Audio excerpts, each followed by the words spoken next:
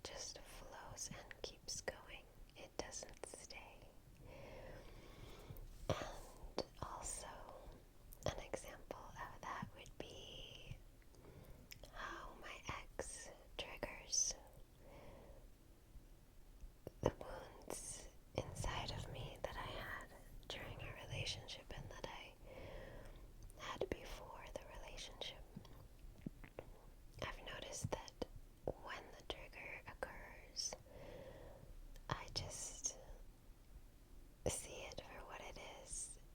It's a trigger. What do I learn from it? Why am I triggered? Why?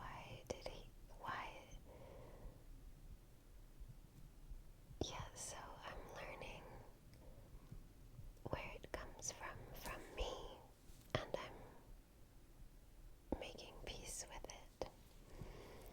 Also knowing that he is healing himself, he is going on his own journey, and even though it's not the same as mine, I'm going to keep my boundary up.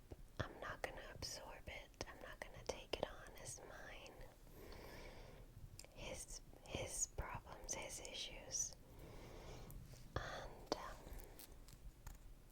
I'm just releasing as I go, constantly, even stuff from my parents.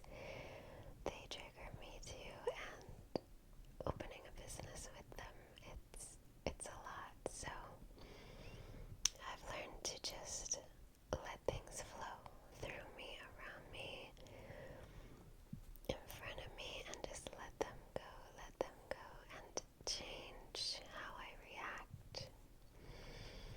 So I've tapped into more patience. I've really tapped into continuously expanding my awareness, my perception on everything. And that's given me a bird's eye view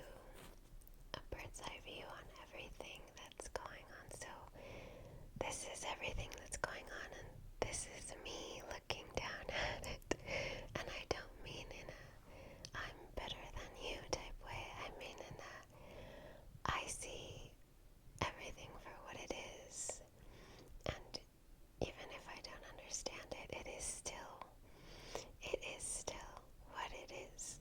And I'm probably not going to be able to change that, but I can change my attitude towards it. So my advice for 2025 is become impenetrable, become so solid and still and peaceful inside that nothing can bother you, and if something does, then it's a sign that some more work needs to be done, and that's amazing to know. It's amazing to be pointed out, that whatever it is to be pointed out, for it to stand out like that, so that we can